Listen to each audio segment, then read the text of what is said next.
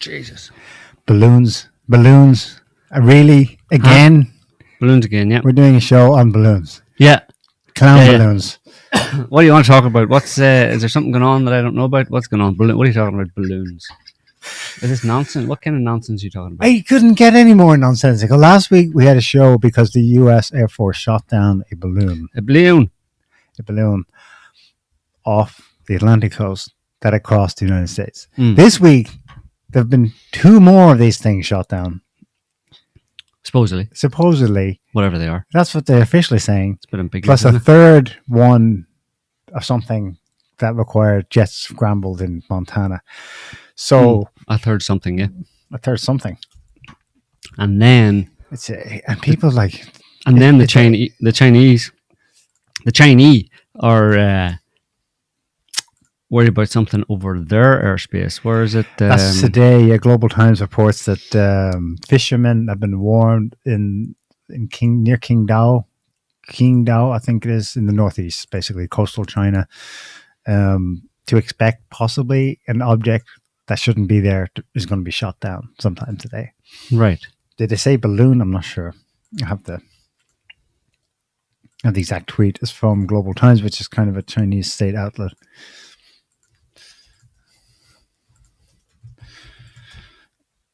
but that's the latest news. I think we should go in sequence with like. Well, yeah, just to include that though as as something that happened. Yeah. Yeah. So this begins, I suppose, with Alaska. Friday, Pentagon. No. Well, no, it begins with on the last 20th week's of January. Yeah. What happened then? That was when they first spotted. Okay, the balloon, the actual balloon. Yeah, the Chinese spy balloon. Yeah, which is what their story and they're sticking with it. Right. Although the Chinese said no, he's no spy balloon. Whatever. Well, it's all semantics. You can call it whatever you want. But they acknowledged it came from China. Yeah, it was Saturday 2 weeks ago that they first supposedly spotted it, and then it meandered down. And on Tuesday, Biden was told about it. That's Tuesday a week ago. Biden was told about it, and then dithered and didn't know what to do. And then by Saturday, so 1 week ago yesterday, they shot it down over the coast of South Carolina, and then we come into this week. So from the shoot down on Saturday to this week, it's been a week basically of, the first one extended over more than a week. Extended over a week until they shot it down. And then a week later, i.e. yesterday, about a week later, Friday and yesterday, you have 2 more. Let's hear what we want to hear the press statement. I just gave it to you there, Scott. This is from this guy's been on the news a lot lately because he's usually giving updates about Ukraine. Brigadier General Pat Ryder, press spokesman for the Pentagon. United States fighter aircraft assigned to U.S. Northern Command successfully took down a high-altitude airborne object off the northern coast of Alaska at 1:45 p.m. Eastern Standard Time today within U.S. sovereign airspace over U.S. territorial water. On February 9, North American Aerospace Defense Command detected an object on ground radar and further investigated and identified the object using fighter aircraft. The object was flying at an altitude of 40,000 feet and posed a reasonable threat to the safety of civilian flight. U.S. Northern Command is beginning recovery operations now. U.S. Northern Command's Alaska Command coordinated the operation with assistance from the Alaska Air National Guard, Federal Aviation Administration, and the Federal Bureau of Investigation. And a bunch of Eskimos. We have no further details about the object at this time, including any description of its capabilities, purpose, or origin. The object was about the size of a small car, so not similar in size or shape to the high-altitude surveillance balloon that was taken down off the coast of South Carolina on February 4. Right. Yeah, so he made a point of distinguishing it. Yeah, because it was more or less the size of a normal weather balloon. Okay, and you're leaving it at that. You think it was a weather balloon? Probably. Okay. Then that's Friday. Saturday. Just so you can see, throw it up there, Scotty, just in case anyone wants to buy one. What did he say? A small car? what's a small car? About 240 inches or something. There you go. You can get one. Well, probably a small car's closer to 120 inches, 100 whatever, somewhere between. You can get one there for $35. 120 inch, 140 inch, whichever. If you let's get one of those nice shiny balloons, you can own your own Chinese spy balloon and release it. Pretty big, like 240 inches. You can even go up to 336 inches. That's a lot. Like that's freaking 20 feet. I don't know, like 20 feet or something. You could theoretically hang on, have your mate let go. Yeah, cut the guidelines, and you go up, and you could do some surveillance. Yeah, and it's. I mean, I was just thinking, like, if people were to, it's 6 meters, 600 grams. That's pretty. Look at the 240-inch one on the picture on the bottom left. Yeah. Sorry, the very bottom picture. 6 meters. And it's only 600 grams. That's like 20 feet. And it's only 600 grams. It's super light. It'll arrive in at your house, and you just get some helium from somewhere locally and inflate it, and up you go. If everybody did that, it would be. It's a totally missed opportunity. Like, if like thousands, hundreds of thousands, you could even get millions of people if they had any sense right now. All of them would be on Amazon buying up all of the stock of those balloons, right? And they'd be releasing them all in one day as a big fucking like FU or whatever, or a big like shits and giggles, LARPing, whatever, to the whole situation. No, that would be hilarious. Like, Joe, as usual, couldn't wait. I had that last on my item. We were going to lampoon it last. But send it up there. I'm just saying. You just asked. You just said to me, like, these latest ones over Alaska and Canada, which Canada was too afraid to shoot down, so they had to get NORAD to do it. They had to get like the Americans to do it, because Canadians are too polite. Because they would have went up and just asked the balloon nicely to leave their airspace. Hang on, we're getting ahead of ourselves. But you said he said it was the size of a small car. Yeah, and you assumed it was a balloon. He never said balloon. Well, that's because he won't. Because it'd be a bit silly. Let's look at a more detailed description. Just to be clear, the reason I showed you the Amazon link there is because that's the size of a small car. Those balloons are the size of a small car, and that's what it could be. Yeah, exactly. This could be mundane, and I suppose what you're getting at is they're inflating, no pun intended, a non-existent threat. Okay, so let's look at this ABC News report of the Alaska object, so the Friday one. Let's not listen to it. I'll just go down and describe it quickly. As the report does, it was described as cylindrical and silverish grey. Yeah. That's not spherical and white. And seemed to be floating, a US official said. Asked if it was balloon-like, the official said, "All I say is that it wasn't flying," in quotes, "with any sort of propulsion. So if that is balloon-like, well, we just don't have enough information," I presume he meant to say at this point. "We don't know who owns the object." That's another difference from the last time the Chinese either put their hands up or they were asked and they affirmed, yes, it's ours. Furthermore, by the way, the person speaking here is Kirby, so he's the press officer for the State Department.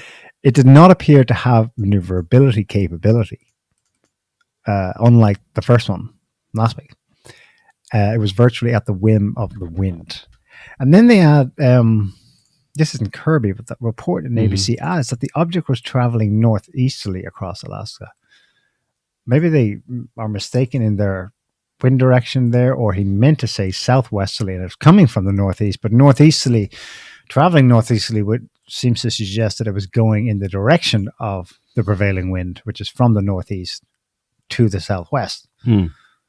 So it was against the wind? Oh, maybe not. But still, that thing about no propulsion presumably means there's no payload, no means of controlling the object, like with the other high altitude where you could send signals to it to inflate or deflate and thereby catch different winds at different currents at different altitudes. This one didn't seem to have that.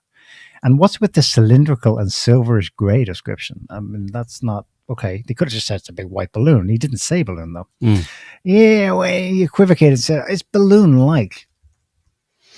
Why Why not just say if they're going with balloon flap, just stick with it, Okay, so that's a little weird.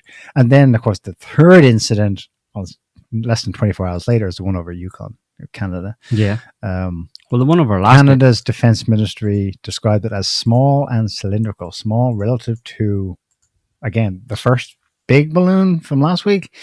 And what's with cylindrical again? Mm-hmm. Blah, blah. But you missed the best part of the Alaska one, though.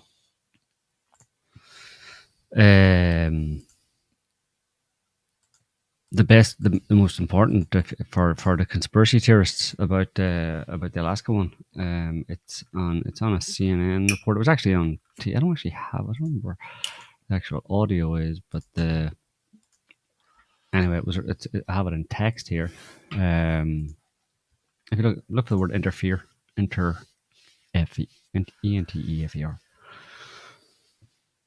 Some pilots said the object interfered with their sensors on the planes. Right. Did not stand out to you as the main point there, Neil? And you're reporting on the Alaska one. Was that not the main one? There's a lot to cylindrical, grey, whatever, blah blah. That's passive, right? Whatever it is, it's some floaty, cylindrical, grey, passive thing that was maybe floating like a balloon. But here, someone actually said interfered with their sensors. That implies some kind of that's certainly more than a balloon, right? Yeah. I have a balloon in the room in there, and it doesn't interfere with anything. Right. It's just made of latex. Right. So these are not just balloons. Well, you tell me. Or at least one of them was not just a balloon. There was the Alaska one. Some pilots said the object interfered with their sensors, but not all pilots reported experiencing that. Some pilots also claimed to have seen no identifiable propulsion on the object and could not explain how it was staying in the air, which is a very strange thing. It's just the next paragraph afterwards. That's something that stands out as well, no? Yeah. In fact, that's the second most important part of, or the second most interesting part of that whole reports of what it was. You're going up and you're going up to intercept a balloon, right? And you come back down and your report is, so what about that balloon? And you say, well, it didn't seem to have any propulsion on it. And I was like, no, that's because it's a balloon, right? Right. And then you tell me also, yeah, and I don't know how it was staying in the air. And I'm like, it was a balloon. Do you know how balloons work? Right. Well, either the U.S. Air Force pilots are stupid, or they're not operating from the basis that it was a balloon. They don't know that. Yeah, either they don't know how a balloon works. All the media is assuming something with a balloon, but they're not. That's why they're talking about something else. Right. So that's what the conflicting eyewitness accounts are partly why the Pentagon has been unable to fully explain what the object is, the source briefed on the matter said. Okay, and then there's a fourth incident. Let's just cover it. This is NORAD's statement in between Alaska and Yukon incidents, or at the same time as, I think it's also yesterday. This one had, well, let's see, can you, it's too small. Actually, I have a report on it here. Okay, that's a bit better. NORAD's statement February 11th is yesterday, Friday. Okay, with the cooperation of the FAA, NORAD implemented a temporary flight restriction in central Montana yesterday, February 11th, to ensure the safety of air travel, blah, blah, blah. NORAD detected a radar anomaly and sent fighter aircraft to investigate. They saw nothing, it seems, and that's the end of the matter. But still, just a scramble. Okay, radar anomaly. So 3 balloons and a radar anomaly in a space of 36 hours. Sounds like a title for a movie, no? Definitely. 3 balloons and a radar anomaly. Smash hit coming this summer. Don't miss it. And star Hugh Grant. 3 balloons. That could be Biden. He's a balloon. No. Yeah. So. There's other stuff going on, but people are linking things together into this. That's the end of it as far as last week's jet scrambling and shooting down of things is concerned. Well, I mean, you can just add this. I mean, you mentioned it already, but here's the actual report from MSN. It's on MSN. So this would be the 5th one then. So your original Chinese spy balloon, then Friday event over over Alaska. Saturday event over the Yukon, over Canada, Then around the same time or shortly afterwards over Montana, radar anomaly, nothing actually seen, radar anomaly. That was the fourth one. And the fifth one was today, a few hours ago. China announces unidentified flying object in eastern China. That image isn't anything to do with it. That's the shooting down of the first one last week. One. But Tony's making a point of saying we've got an unidentified. I mean, this is what's driving me nuts, and probably is driving everyone else nuts. They're calling it an unidentified flying object. They haven't ID'd it as a balloon, or they won't share that as a balloon. They're calling it a UFO, and that they're preparing to shoot it down. Yeah. So, shooting down UFOs. We're in the era of, major world governments shooting down UFOs over the past week. They just sprang it on us. We thought like it would take a while. There'd be some introduction, to the whole shooting down of UFOs, like Independence Day. But no, boom, there it is, straight away. Except, of course, they're not officially UFOs. We're using the term literally UFO, or they're using the term literally, as in an object that's floating or flying or moving through the air that they haven't been able to specifically identify. There's another incident. Will we cover it first? Cool. I don't know if we should lump this in together, because this could be incidental. It's from 2 weeks ago. But it's only getting traction now in the media, probably because of all these other things. So green space lasers. No, that's not just my kooky spin on this. That's what the media is calling it. Chinese space lasers. So I don't know who or what website or YouTube account this is, but this was uploaded to YouTube 2 weeks ago. But they say it's footage from the top of the observatory in Hawaii, one of the peaks in Hawaii. So that's a still image, but there's footage there. Matrix looking, that's a slow down. One last time. That's the alien scanning Hawaii to see if there's any any good beaches there. About scanning, that's kind of the official word on this.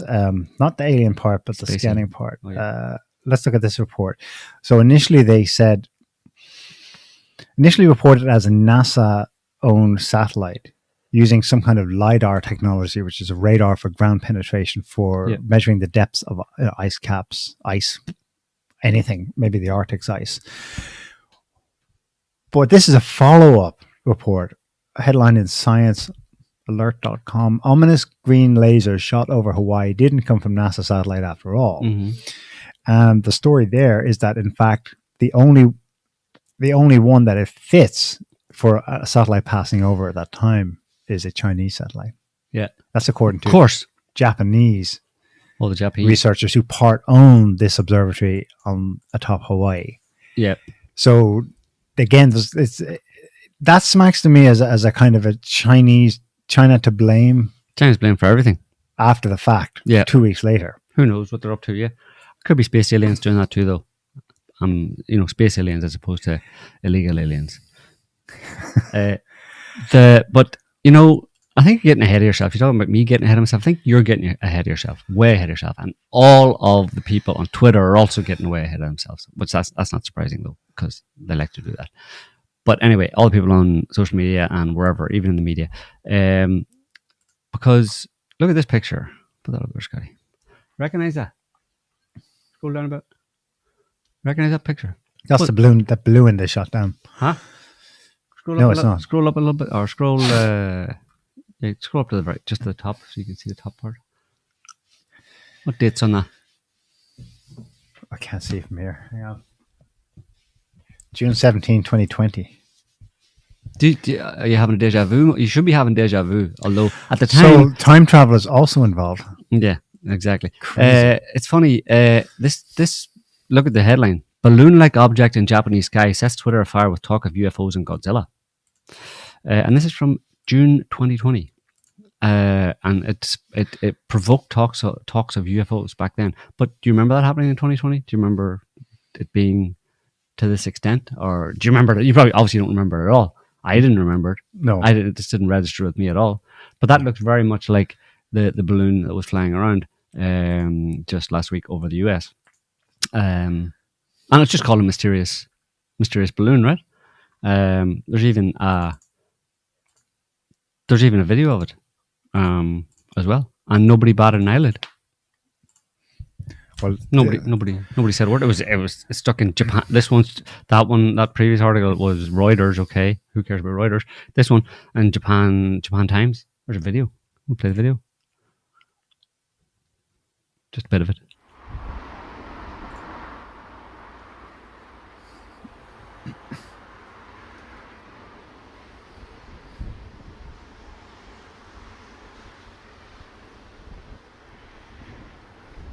No, that's a cloud.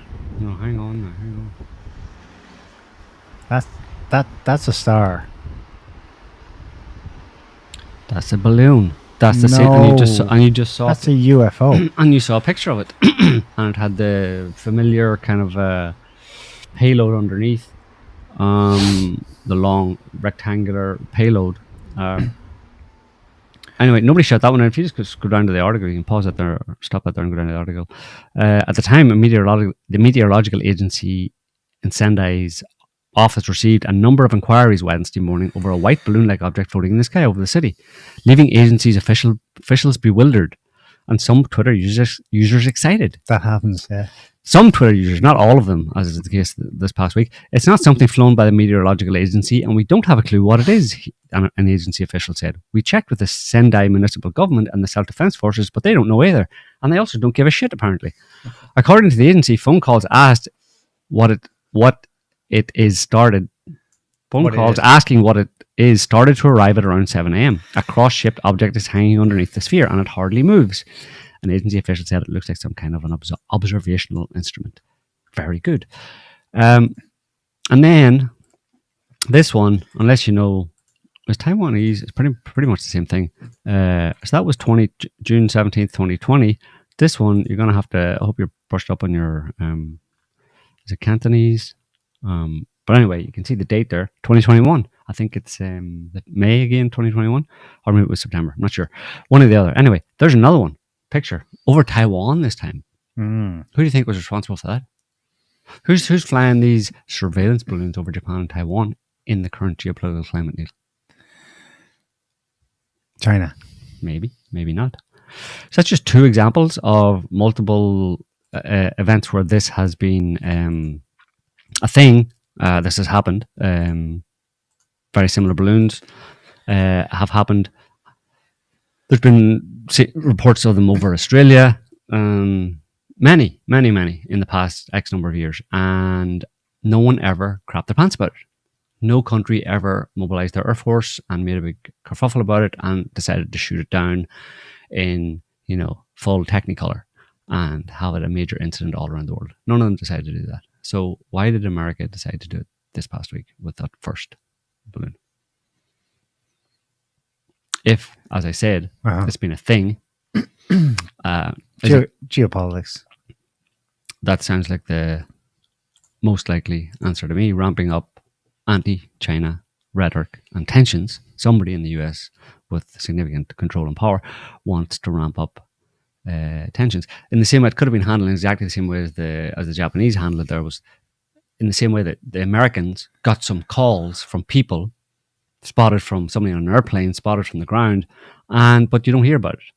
It's on the nether regions of Twitter or Facebook or wherever, but nobody hears about it. It's not an international incident. Mm-hmm.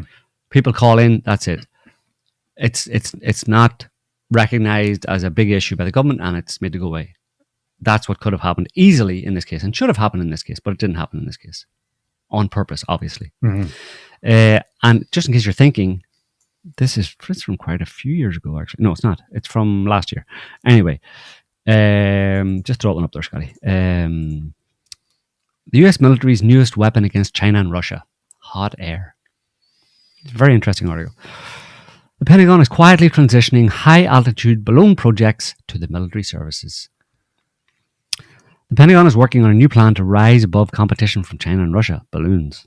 The high-altitude inflatables flying at between 60 and 90,000 feet would be added to the Pentagon's extensive surveillance network and could eventually be used to track hypersonic weapons.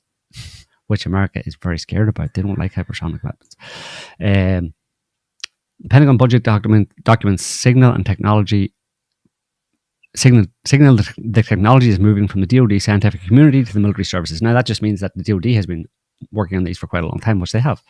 And it's common. There's civilian contractors that have been working on these for quite a long time. We'll look at that in a minute. But anyway, they talk about helping to track and deter hypersonic weapons. Go down to hiding in plain sight. For years, the DoD has conducted tests using high-altitude balloons and solar-powered drones to collect data, provide ground forces with communication, and mitigate satellite problems. So it's quietly transitioning it to the military services, which means that it's kind of ready to go. And this was last year. Another initiative, just a few more paragraphs down there. Another initiative aims to tie all the technology together. The Pentagon is conducting demonstrations to evaluate how to incorporate high-altitude balloons and commercial satellites in an attack known as the kill chain. Right.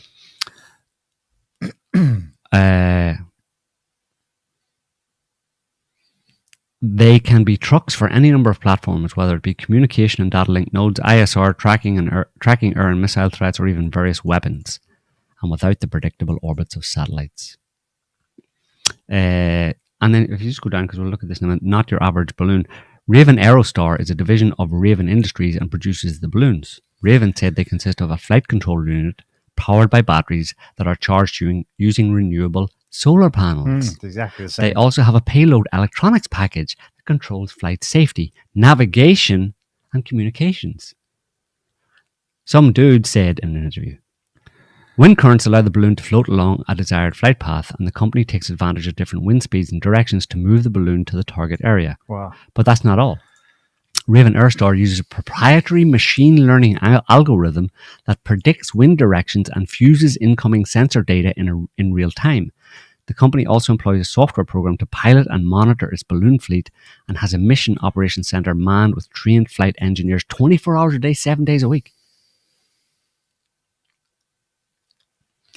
That's exactly what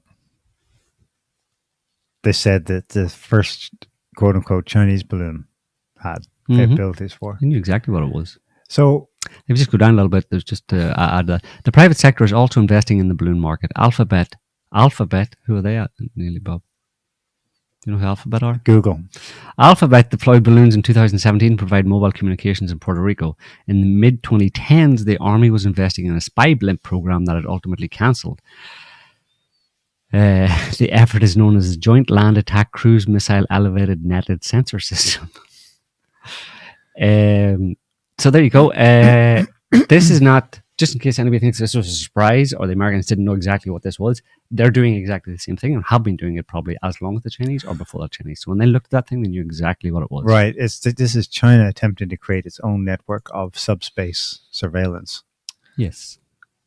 And they don't want China to have control of that space, stratospheric space. So they're nixing it. What I find interesting is them transitioning, because it's explicitly designed to be at least one part of the explicit design elements of it is to replace satellites in the event that there are no satellites. They say that specifically. In the event that satellites are taken out somehow or other, we can float these things up very cheaply and quickly and provide real-time observation, communications, etc., whatever you need for them. Yeah. Interesting. So yes. So it's just to show you that, I mean, I have a couple of videos here. I don't know if you want to watch them or not, but actually this one might be interesting. I can't remember exactly what they said. There were some pretty interesting things said in it, but this is actually Aerostar. So this is the company that makes these balloons, the analogs of the Chinese spy or surveillance balloon that you just saw. This is Aerostar that was mentioned in that article that has been making them for quite a long time. It's a couple of minutes, but that's the boy. Since 1956, Aerostar has been challenging the limits of technology. Yeah. Aerostar is an aerospace and defense contractor that works on high-altitude stratospheric balloons, radar systems, and protective wear. Our mission is to connect, protect, and save lives. Today, Aerostar is a diversified technology company that continues to be a world leader in the design, development, and manufacturing of aerospace products. For decades, Aerostar has been at the forefront of high-altitude research and has a distinguished history of collaborating with university, scientific, and military partners. Back in 1956, there was a lot of new technology being developed. There was a lot of testing for pre-NASA space race scientific research. Some of the first work that they were doing with the high-altitude balloons was before they had put people up in rockets. For years, Aerostar has collaborated with NASA to use high-altitude research balloons in Antarctica. Felix Baumgartner was carried by an Aerostar balloon to the stratosphere, from which he completed his record-shattering space dive. Aerostar has spent decades refining high-altitude balloon technology, designing, engineering, and manufacturing the end product. It is a technology that can get balloons to the stratosphere reliably, inexpensively, and from anywhere in the world. A satellite is reasonably expensive to put into space, and it doesn't just happen quickly. The balloon is orders of magnitude cheaper than that. What a balloon can do is it can navigate to a certain point that you can specify, and it can linger there for weeks or months on command. I can put it where I want it or in the vicinity of where I want it for a long period of time, reasonably inexpensively and with short notice. The possibilities only grow as Aerostar develops smaller hardware and smarter technology. Oh, look at that. We say not even the sky is the limit. If you take what we know about flying in the stratosphere that we didn't used to know, add into that better battery technology, better solar technology, better computing and navigation smarts, I think there's a lot that can be done that hasn't been done before. But the Americans had no idea what it was, Neil. They had no idea. That is telling. This company's been making exactly the same balloons with exactly the same... And they're on more operational. They have an operational network globally. for years. And so obviously they knew what it was. And they chose to make a deal out of it. There was competition. Competition, but these things are flying around. China's flying them around. America is flying them around fairly regularly, probably invading Chinese airspace, and no one ever made a scene about it before. Why was a scene made about it in America last week? Well, the Chinese response to their one being shot down was, you've set a precedent here, implying that when one of yours is in close proximity to us, i.e. over our space or territory, we'll do the same. Then they would naturally assume that posture, but that would only supply the motive for doing this with the legs it needs to begin a tit-for-tat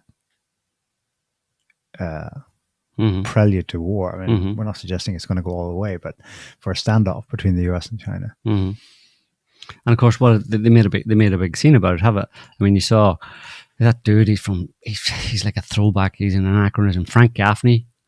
One time was still kind of neocon. This is China in Focus, which I think is an anti-Chinese aimed at Western audiences outlet. Basically, have a look. They had Gaffney on. Just go from where. Following the downing of the Chinese surveillance balloon over the U.S., a new focus has emerged in Washington, zooming in on the capabilities and threats posed by the craft. Former U.S. Marine Captain Paul Crespo says Beijing could send high-altitude balloons over the U.S., and they could carry dangerous payloads, like small nuclear electromagnetic pulse or EMP devices. Think tank expert Frank Gaffney explains.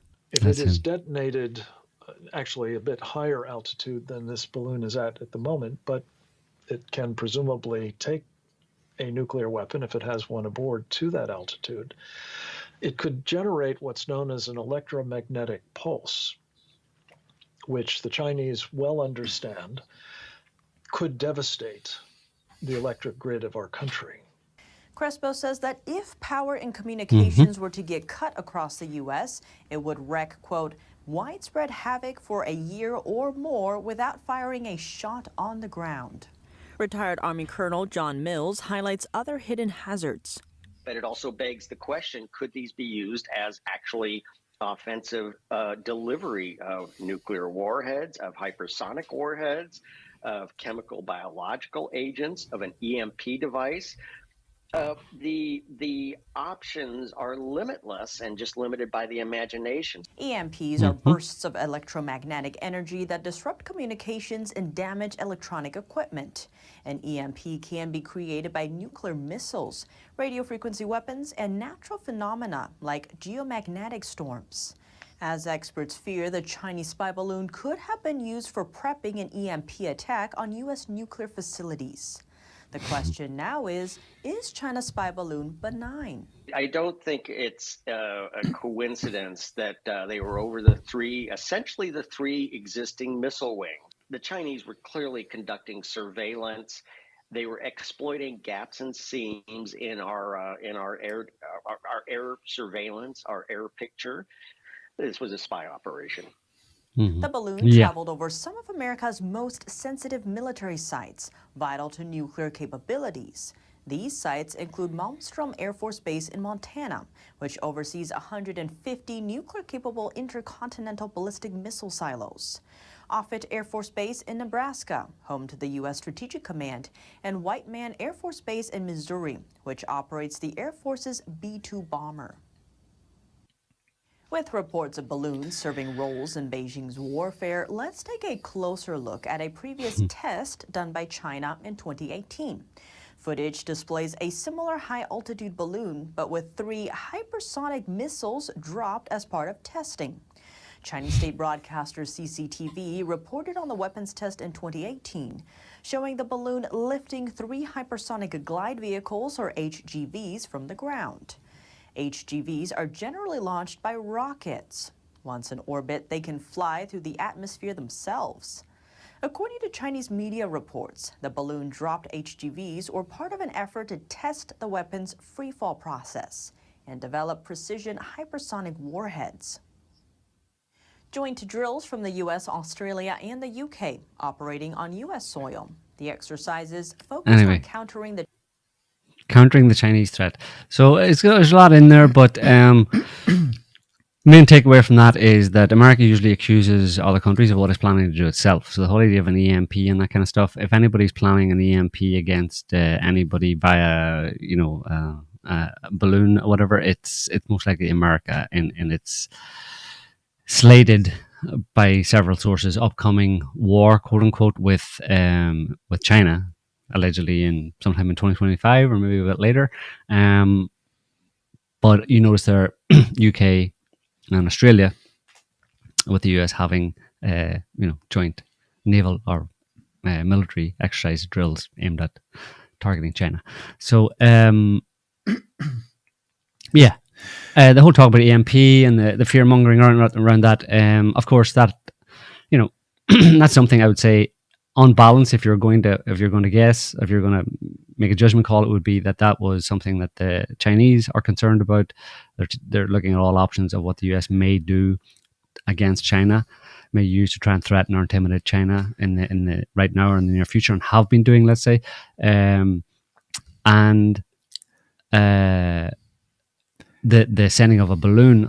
I assume at this point, given the nature of these balloons, these surveillance balloons, that China, it was deliberately flown over the US as a response to what the US has. The US is aggressive and belligerent, kind of saber rattling against China and threatening of war against China, etc., and all the other things they've been doing to sanctioning China. America has been prepping for war with China in a certain sense. They've been sanctioning China, trying to stop China getting high-end chip technology, trying to prevent China getting access to high-end chip technology made in Taiwan and made in other countries. And they've also been trying to set up in a parallel way. They've been trying to set up supply chains for essential,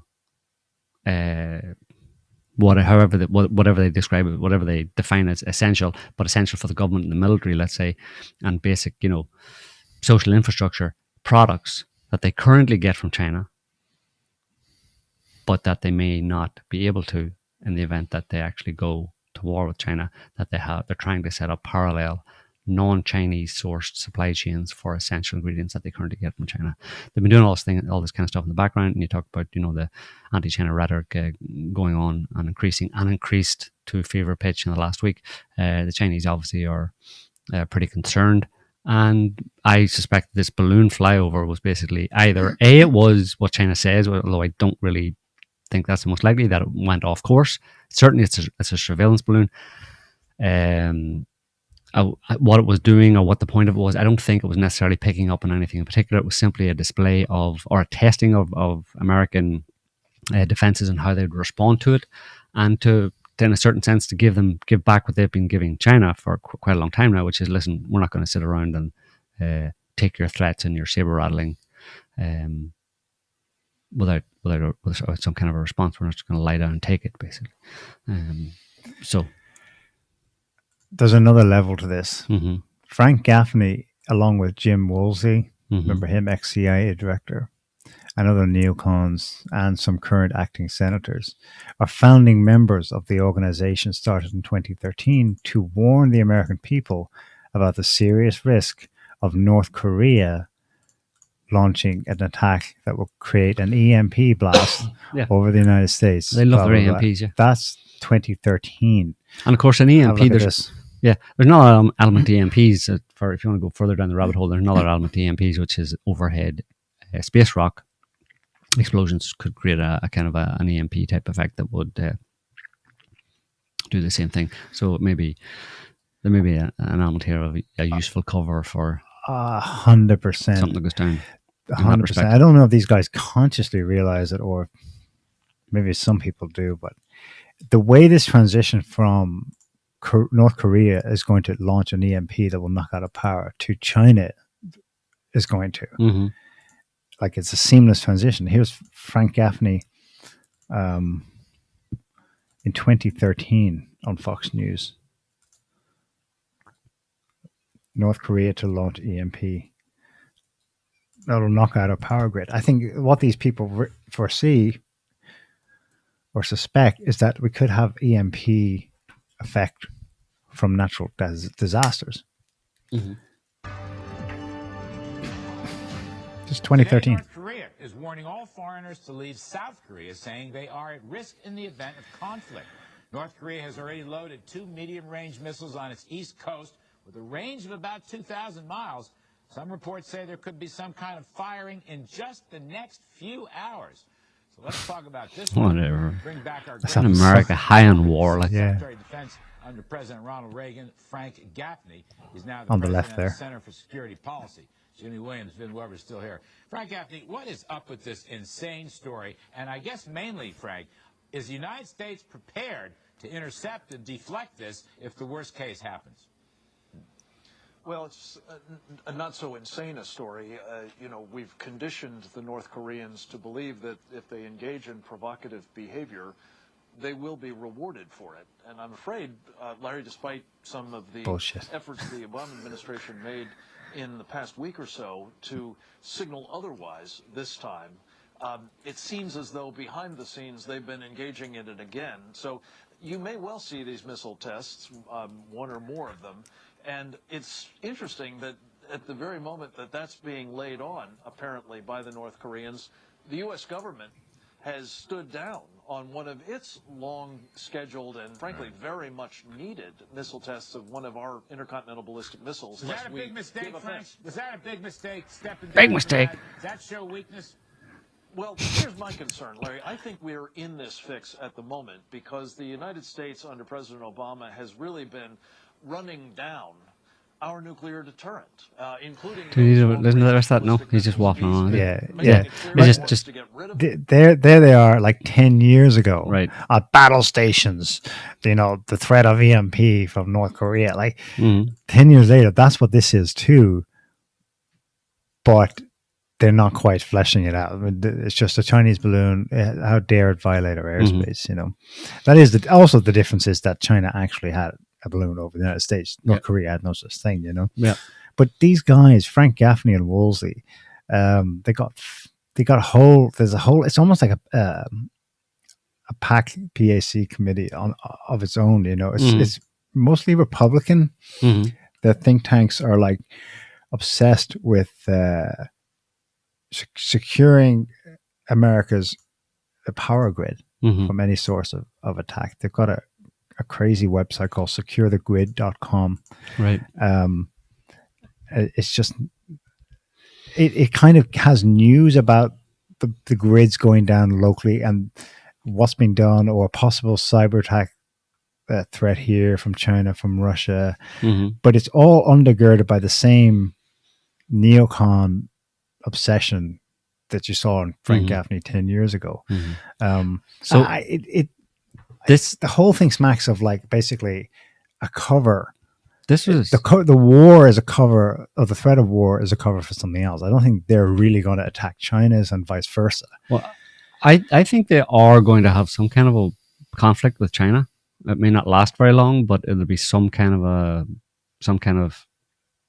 kicking off with China, because they're building up that. And this balloon fiasco over the past week is specifically for the purpose of demonizing China in the minds of the American people. They're seeing the American people being conditioned to see China very specifically as a threat and an enemy, and therefore when war breaks out, in exactly the same way that Russia and Putin have been demonized over the past 10 years, flagrantly and egregiously over the past 10 years, repeatedly demonized in preparation for what they knew was ultimately some kind of a conflict with Russia, which is happening today.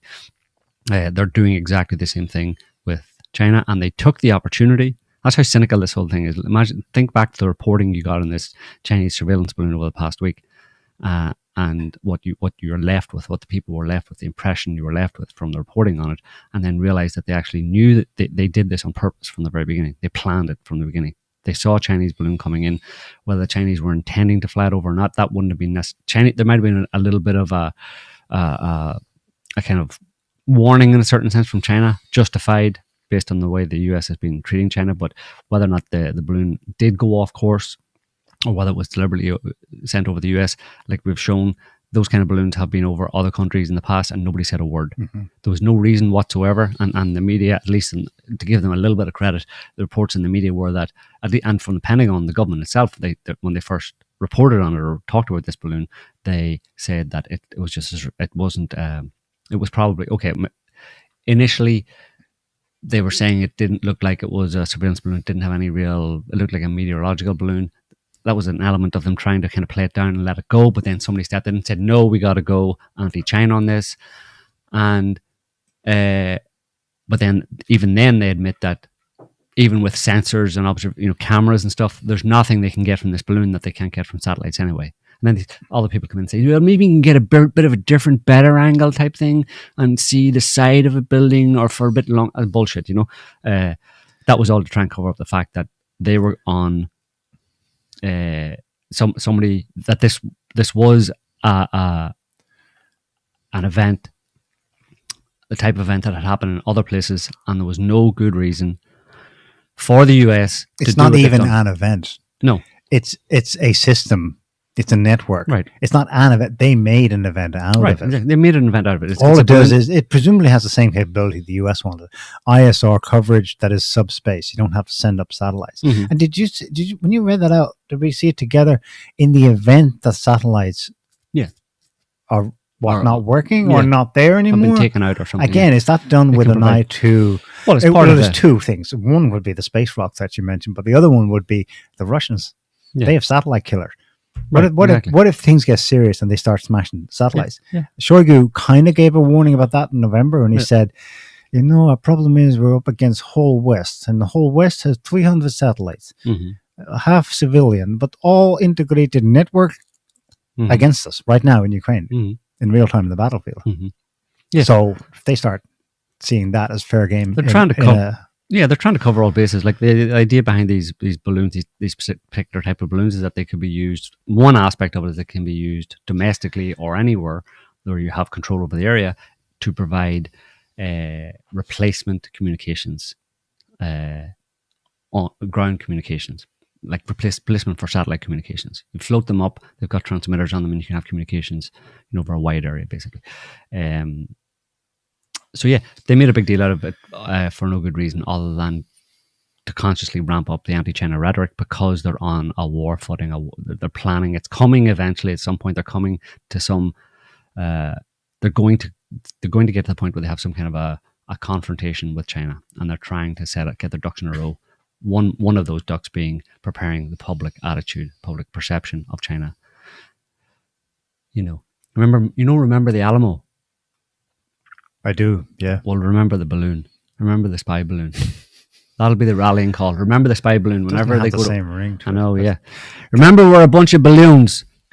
So, okay, that's what's going on.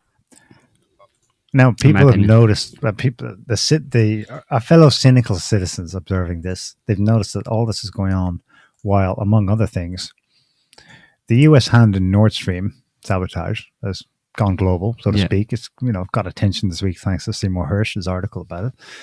The Twitter Files hearings, not getting much media attention, but if you go and watch any of them on YouTube, they've got millions of views. Americans are watching them.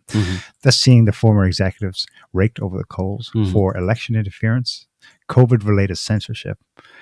This is also happening just as Russia is poised to, quote, Donald Trump, win bigly in Ukraine, which points to the likely primary motive in the balloons.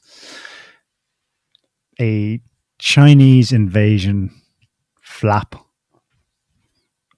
is the deep state, so to speak, the forward planners of the people who planned moving the material and the resources needed from Afghanistan to Ukraine, as we saw in the recent weeks. They did that consciously with Ukraine in mind.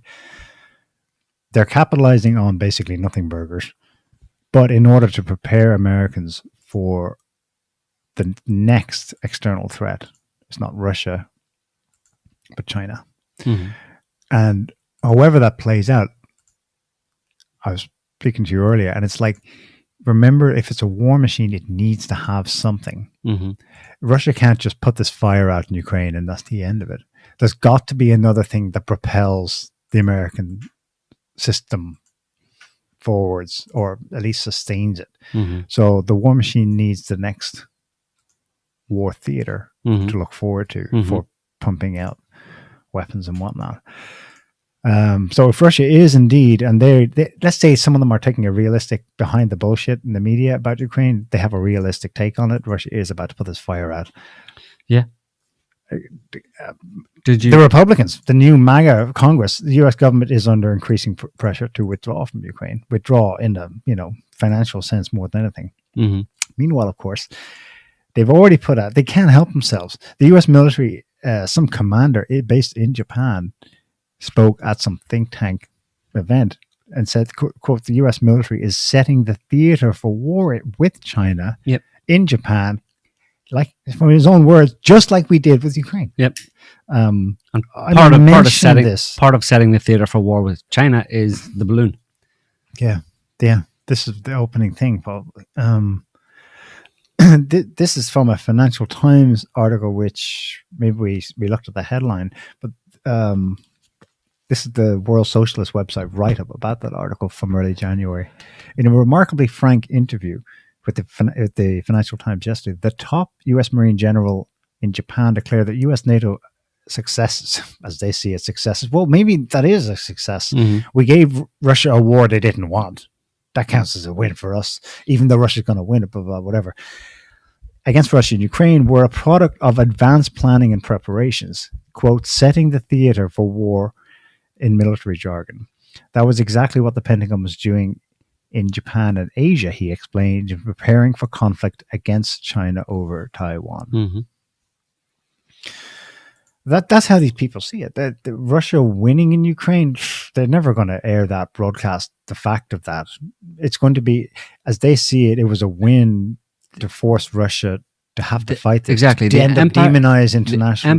The American empire is in a place, because of its influence, its global, obviously imperial reach and stuff, is in a position to put in place conditions and take actions, covert, that aren't reported much in the media, against countries that are its peer or near peer adversaries, to provoke them to take action that they wouldn't want to. That they wouldn't want to otherwise. Provoke them to take action so that they can then blame them for being the aggressor. It's precisely what they did in Russia, and it's precisely what they're doing with China.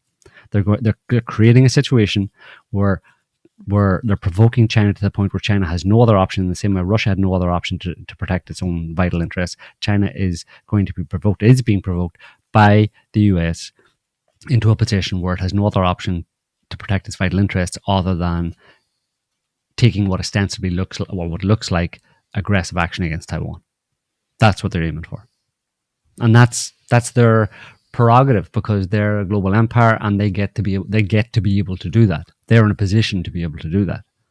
We get to have balloons, you don't. What's more, we'll shoot yours down and no one will know about ours. Right.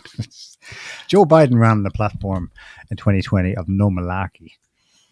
Yeah. And it's not just that this business as usual. It's just more malarkey than you've ever seen before. Well, it's pretty much the opposite of everything they say. The opposite is true. Check this out. I want your take on this. I don't know if you saw this or not, but Prigozhin, the Wagner dude, Wagner head dude, said that he's in. There's a video of him saying it, but he basically said it would take 2 years to capture East Ukraine regions, 1.5 to 2 years. He said if we want to take up to the Dnieper River, like halfway across Ukraine, 1.5 to 2 years. If we want to take, if we want to go to the border, no, what did he say? If we want to, what was actual words? Yeah, he said probably a short report. He said, yeah, oh no, sorry, he said to close off, to secure Donetsk and Luhansk would take 1 to 2.5 years to do what the basic aspect of the Russian special military operation, the goals of the Russian special military operation to secure just Donbass, Donetsk, and Luhansk, 1 to 1.5 years. And he said, if we want to get to the Dnipro, 3 years. That's right after there. Okay, that's unusually realistic. Unusual compared to except it's Western assessments. The only my only conclusion is that it's basically a psyop. That guy's known for trolling and LARPing and stuff. Yeah. He also said this week we've managed to get 1 million applicants to join Wagner Group from America. 10 million, he said. Yeah, 10 million. But I think, this is, seriously, it was put out in an attempt. There's obviously there's obviously second guessing about all these kind of things, but an attempt to kind of lull the Ukrainians into a false sense of security, that if they think he's speaking on behalf of the Russian government, or echoing the thinking or the beliefs of the Russian military and government, that Russia's in this for at least another year to a year and a half just to secure Donetsk and Luhansk, those two regions.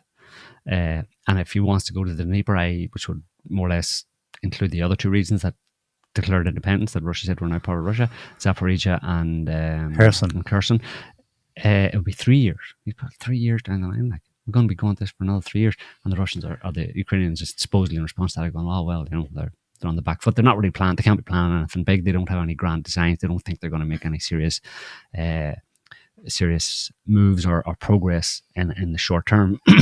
but then the other thing. The other aspect of that at the same time, that on the same day, I think. So you're suggesting he was putting out deliberate disinformation, which the Western media eats up because all it recognizes as truth is deliberate and willful disinformation. Right. Right. And then there's this one, which was just from a day or two yesterday, actually, as well. Russia ready for negotiations without preconditions, says Deputy Foreign Minister. It all sounds it's all gone wrong, Inspector. No, it's all gone. Says Russian Foreign Minister. Sorry, says Russian Foreign Minister. So it's Russian Deputy Foreign Minister. It's all about defeatist and doomy, isn't it? Yeah, they're desperate. Except there's another way to look at that, and Russia has done it before, actually, in advance of other major offensives. They put out a statement, a declaration, or a request for negotiations. It's almost like due diligence in a certain sense. It's like, we're about to... Let the record show we gave every chance. We gave them an opportunity to negotiate before we did what we just did. Yeah. Nobody's interested. We know nobody's going to take up this offer for negotiations because, there is no one in Ukraine who can talk to us, and this is being led by the US, and the US is hell-bent on destroying Russia, so there's no point. But just for the historical record, let it be shown that we offered negotiations before we handed you your ass, and you didn't take it. So, yes, And just on the Nord Stream thing you were talking, the Nord Stream is kind of crazy. Yeah, there has obviously a lot of people, there's been very little reporting on it in the Western media, strangely. Seymour Hersh, Pulitzer Prize winning New York Times journalist of note, faded a long time ago for breaking all sorts of different stories. And now he's reduced to Substack. And he was reported as some dude in a blog said that America did Nord Stream 2, and what a load of bullshit. It's like amazing how he's been downgraded, They can pillory him all they want as a conspiracy. That's what his Wikipedia page now says. Oh, he's now a conspiracy theorist. But it makes Beijing and Moscow read it, take note, and amplify it. So the US, they can censor it all they want or downplay it, but it's Hersh's reputation is enough. It doesn't matter where. He could do it on WordPress. The interesting thing about Nord Stream 2, the bombing of those pipelines, is that it took Hersh, even on his blog, on Substack, for it to actually get some media attention. For the media, even a few outlets, to even recognize that, admit what he said, probably poo-pooing it, but at least recognize that he actually made this claim, and he has a source, supposedly one source within the group that organized it, and he details it all in his article. It's interesting that while only a few of them actually reported on it, it took that for it to even become amongst social media commentators and stuff to actually take it seriously. To say, oh, now we know. And it's like, dude, how fucking inane and ignorant do you have to be to not know that? I mean, the former Polish Prime Minister, Foreign Minister, thank you, America. Foreign Minister, right after it happened, thank you, America. But yet, what is it in 1984? You're not to believe the evidence of your eyes, and it's crazy. But what's interesting is just how embarrassing it is for the Germans. You know what I mean? I mean, all right, Nord Stream 1 and 2, those pipelines weren't really German. They were providing a lot of benefit to Germany in the forms of cheap gas to fuel its industry. Now it's gone.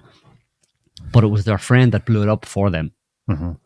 Look, we don't think that cheap source of gas is good for you, so we're going to blow it up. Why didn't Germany have the opportunity to say, listen, we don't think it's good for us, so we're just going to turn them off, or we're going to disable them, or whatever. We don't have to blow them up, have to go to that example. We could disable them. We could just mothball them. But obviously the Americans didn't trust the Germans, right? There's no way. They'd mothballed Nord Stream 2 on a legal technicality. Right. Just after, when it was ready to go in September of 2021, they put it on hold indefinitely because of irregularities. They come up with their own reasons, which should have been enough, right? But the Americans are so distrustful of the Germans that they said, no, that's not good enough for us. We want it definitively destroyed because we don't trust you, dirty Germans, that you won't turn around and snuggle back up to Russia at some point in the near future. So we're going to put an end to it now because we're desperate. And the Germans have to go along with that. Yes. I think they're also complicit, though. The Germans complicit? Why would they? Yeah. Scott Ritter's ranting about why isn't Germany standing up for itself? I'm like, silence is complicity. Well, but why didn't... Okay, there's factions and stuff, but... Yeah, but why didn't Germany decide to do it itself? Why did the Americans have to lead this? Surely the Germans could have disabled it in some way themselves if they were really angry, if they really didn't like this pipeline, if it was terrible, it was a horrible pipeline. No, their military capability is shite. Which would imply their covert abilities are shite. Because America looks after military, formula that Schultz himself articulated since World War II. They do military, we do industry. Right. And that's separated. Right. But why then did they go along with it for so long, right up until the end of 2021? Surely, you like you said, you're talking about factions here. It's not, obviously there's a significant part of the German government and in German politics who wanted this pipeline, who realized the benefits of this pipeline. Maybe all of them. Yeah. Maybe if all of them were asked honestly, what are you thinking about Nord Stream 1 and 2? Well, we should keep it because it's, hopefully when this all blows over, we'll be able to turn it back on. And America went, no, that's not going to happen. We're going to blow it up and you're not going to turn anything back on because you're mine, you bitch, you little German bitch. You're ours. You don't go anywhere near Russia. And the Germans go, okay. And what do the German people think about this? Do they think it was a good idea? Was the propaganda enough, anti-Russian propaganda enough that the German people, who now know, at least if they have any sense, now know that the Americans blew up the pipeline that was feeding their industry and their jobs? they know that the Americans did that. Are they okay with it as well? Because Russia's bad and Putin's bad. So I'm glad the Americans blew up that pipeline for us. How subservient and pathetic do you have to be, like, to have no balls whatsoever? Like, this was a direct attack on your economic future, the viability of your economy, or at least the wealth or the health of your economy into the future, and they just destroyed it. And you have to go, thank you, sir. Could you beat me again, maybe next week, because I enjoyed it this week? You know, I mean, there's not a peep. It's hard. In any other situation, in a normal world, you would have mass protests on the streets of Germany against this aggressive act. There could be against German industry. Could yet be. Berlin's like braced for it. Lord knows they warned enough.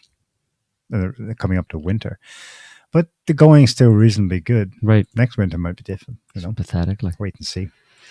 You see Samantha Power? Yeah, in Hungary.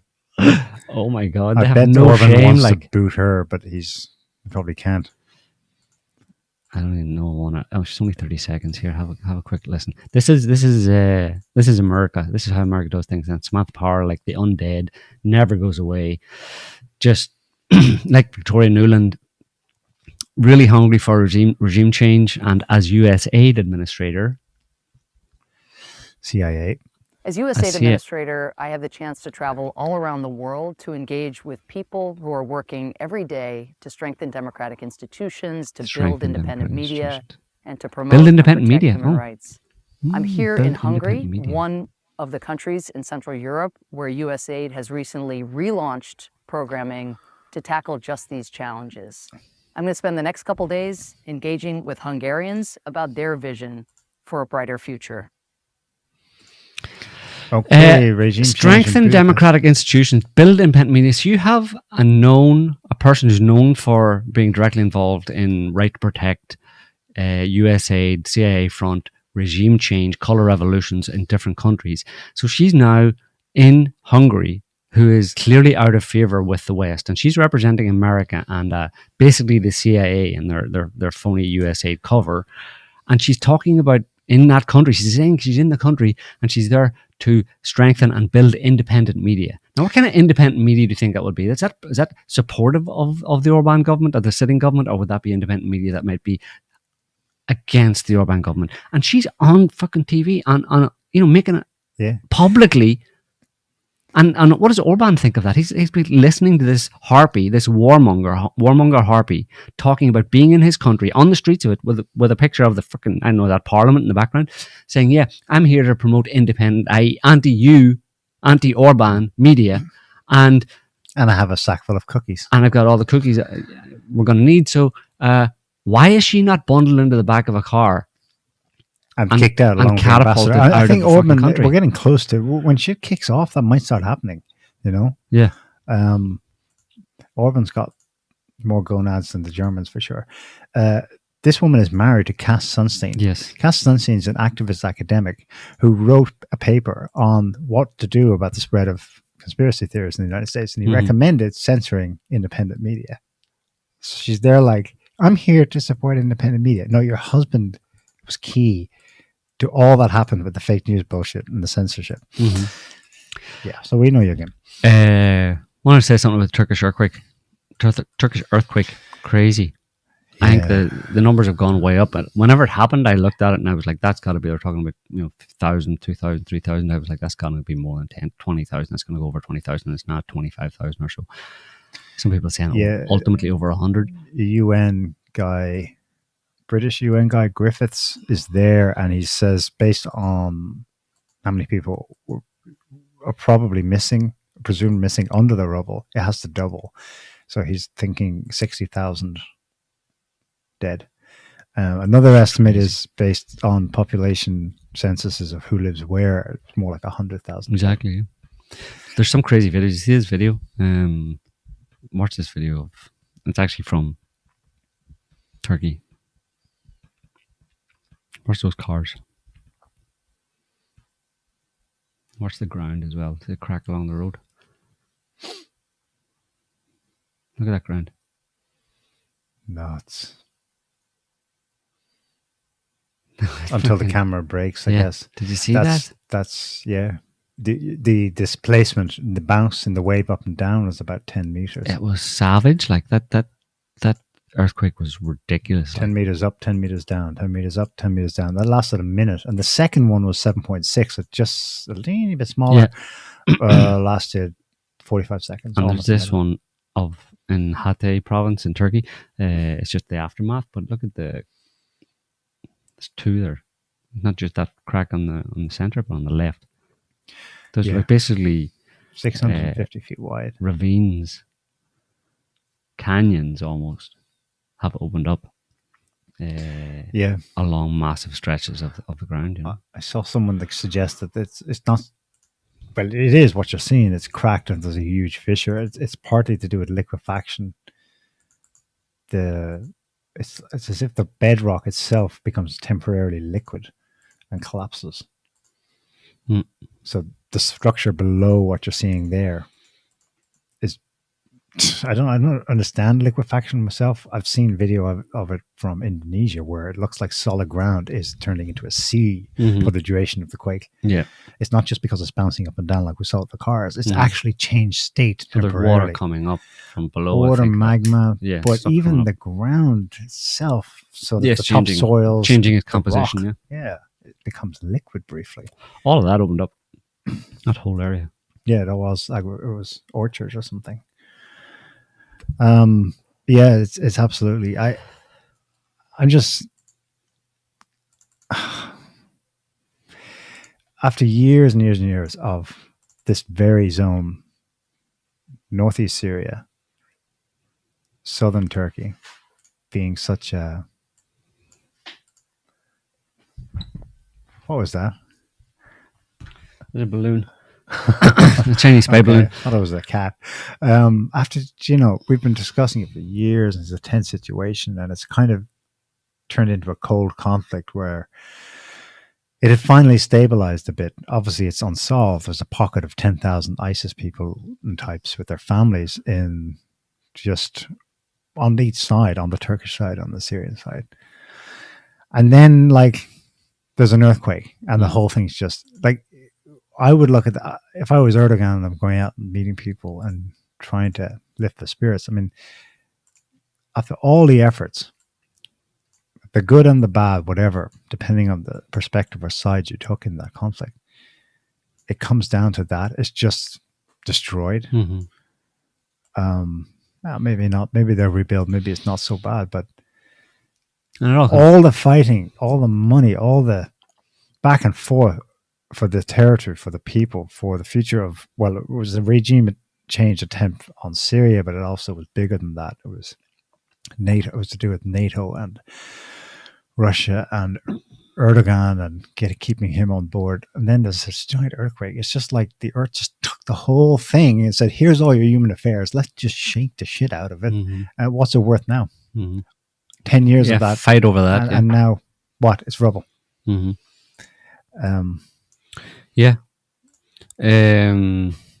have one more thing here. Actually, it's just a thing on we didn't mention on Ukraine. It came out this week. I mean, we kind of knew it. We talked about it before, but it was details about the extent to which the US is involved in the war in Ukraine. And this is, the title here is Ukraine's rocket campaign reliant on US precision targeting, officials say. Ukrainian officials say that they almost never launch HIMARS rounds without detailed coordinates provided by US military personnel situated elsewhere in Europe. So we were talking about this, and I was saying that goes back to that question. Well, are we at war? Are we at war? But in the context of what it, or the question of what it means to be, what the definition of being involved is. Is Europe directly involved in the war against Russia? Are they directly fighting against Russia? Well, okay, there's no bodies on the ground. There's no NATO troops on the ground, whatever, that you can discount that. But, and then the other one was, well, if you give weapons, well, for me, what it comes down, if you're not going to have troops on the ground, then there's still a criteria where you could be said to be directly involved in the war, and that's where the extent to which you're directly involved in facilitating the deaths of the opposing troops, in this case Russian. And that article there shows that without the direct input of American troops, let's say, because it's HIMARS, American troops, American soldiers, American personnel, the Ukrainians would not be able to kill as many Russian troops as they are. So it's only through the direct help of NATO troops or US troops that Russian soldiers are dying.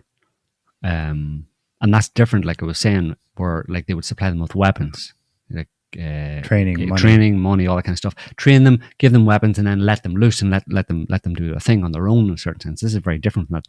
Again, this is day-to-day observation, management. This is them looking with their satellite tech, basically looking at the positions of Russian troops, then giving those coordinates directly to Ukrainian troops who are using American artillery systems or rocket systems, and then hitting those locations that the Americans give.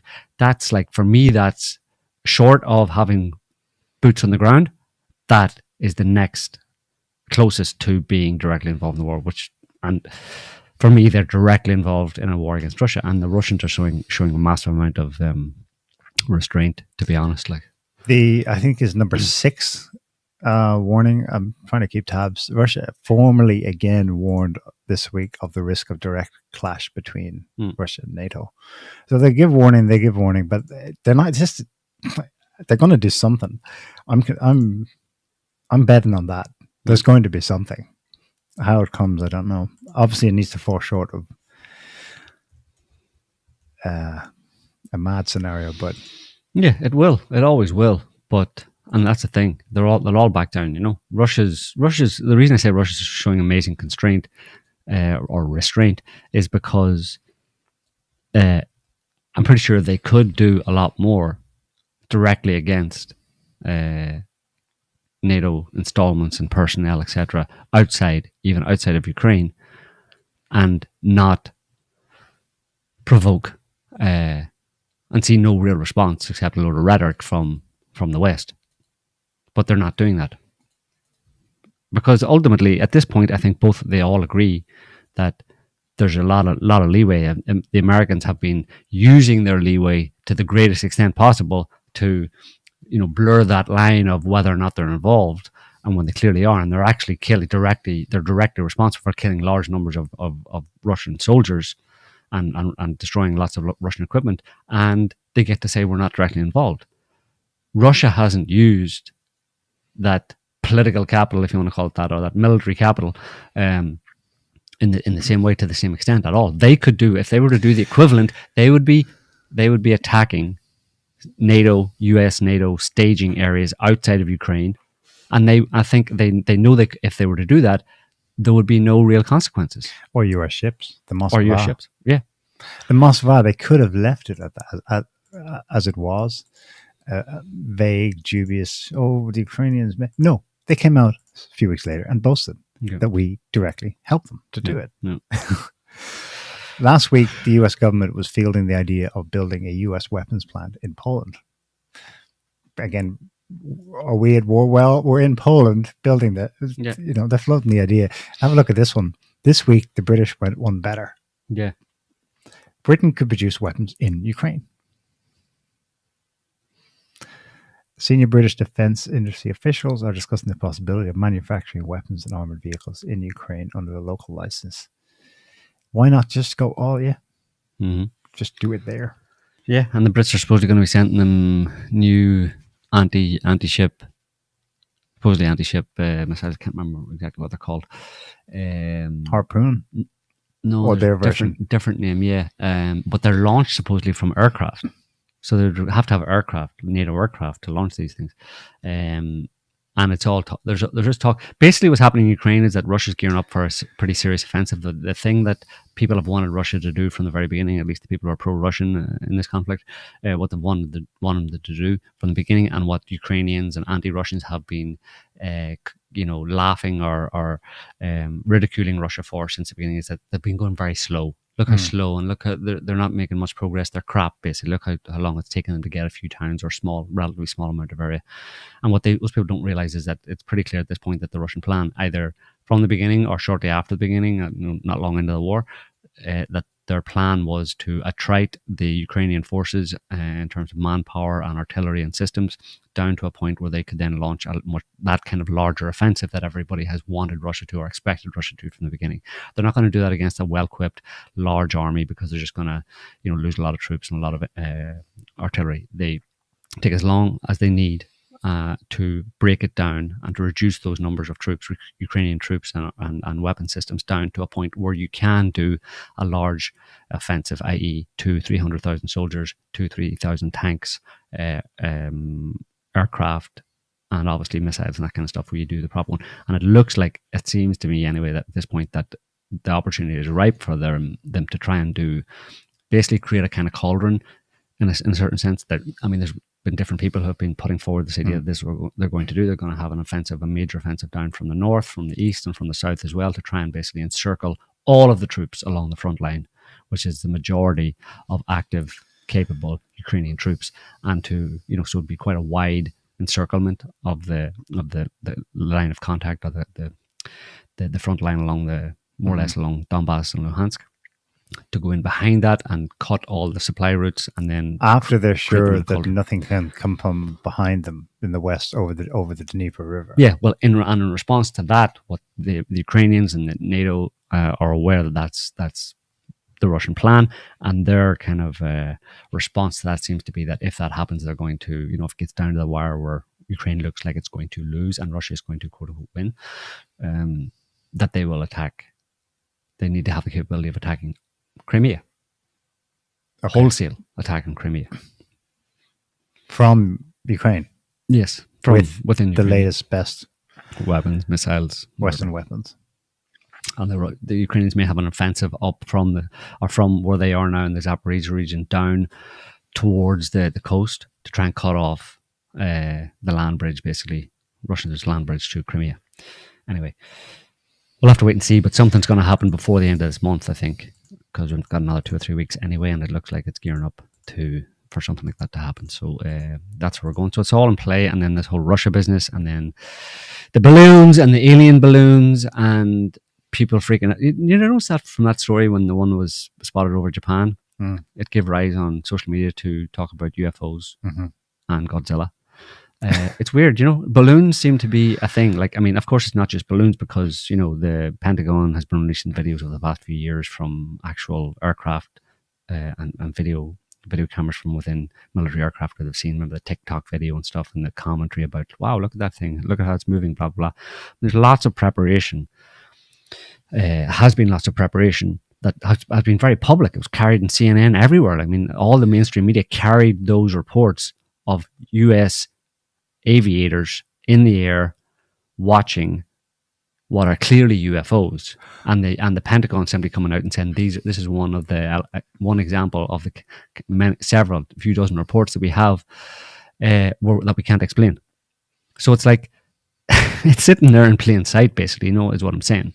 At any time, if someone wanted to announce that space aliens are real, in whatever way they would want to do that, they would find a receptive population here. People go to it. It's one of the one of the first reactions to the spate of them this week. One of the strongest reactions I saw on social media was, beware, I know what they're up to, beware Project Bluebeam.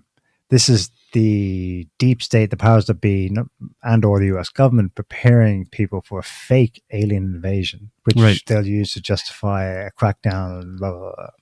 So people are, talk about jumping the gun, people are ready to jump all the way because, they're prepared. And they're aware of the kinds of things that can happen. Not only are they aware, has the ground prepared in that way by public release of information that nobody can dispute, really. No reasonable person can dispute. They're just left scratching their head, and in that way, the possibility of quote unquote space aliens being real is left open to them at the very least. It's not this completely shuttered mind now where it's the domain of crazy kooky conspiracy theorists. It has been opened, but short of an official recognition of it, is still not going to happen, right? Or some official announcement. But the other thing that's missing in that context seems to be suffering. Because it seems to me that if you think about religious people, when, like, there's a lot of people on social media, you probably noticed in recent years, who have increasingly been talking about how the world is fucked, basically. The world has gone to hell, it's screwed. And people even make reference to aliens. If aliens were to come in now, they'd probably just walk away, because this place is a nightmare. It's crazy, it's ridiculous. So, and that's a reflection of kind of like, you know, objective observation of the kind of downward trend, social, cultural, political trends over the past number of years, where things have definitely turned into, increasingly become a bit of a shit show and a corrupt, dystopian type world, at least compared to how it was before. And that's a certain level of suffering. And there's increasing amount of suffering going on as well, obviously, with wars and natural disasters, earthquakes. And if things get worse, and I think they will, where a lot more people start to suffer in very real ways. When people suffer, traditionally on this planet, when they suffer, the first thing they look to is authorities to solve the problem for them, to stop the suffering. But if it gets so bad where people have just lost all faith, things are so bad on so many different fronts, and they've lost faith also in government, the next thing they turn to, if they're religious minded, is they start praying to Jesus and hoping that Jesus will come back and save them, if they believe in that kind of a prophecy. But for atheists who don't have that, they're not going to go to Jesus. What could be offered to them as a savior of mankind? A shoe-in, or a replacement, for a substitute for traditional save me Jeebus, save me balloon man, save me balloon lords, save me lords of the balloon. So maybe, but that's we'll have to wait and see if that's where it's going to go. But we don't know. Anyway, just you know, pay attention, keep your eyes open, and don't be believing anything, basically. Yeah, everyone hold the line. Maintain all cynicism on all. Yes, absolutely. Maintain your cynical attitude. Don't believe anything, and question everything, and laugh at it too, and have good fun. Have good fun laughing at the nonsense. Try and get one of those balloons on Amazon. Yeah, I think they said currently unavailable. Maybe they're out already. No, that's only because from here. Oh, that would be shit. It was on Amazon.com. Okay, right. Have a look. We need to get balloons, and just get the balloons. Write some Chinese characters on it. That means take away or something, but it'll look imposing. So the Pentagon will think it means we're coming. Yeah. Yeah. So we're going to leave it there for this week, folks. We a bit shorter than usual, but we have something to go and do. So yeah, we'll leave it there. Thanks for watching, listening, and commenting. Don't forget to smash all the buttons. We'll be back next week with another show, and I'm sure there'll be a lot of nonsense that'll be happening between now and then, so we'll be bringing you up to date on it. So until then, have a good one. See you later. Till next week. Bye. Can't stop the signal now.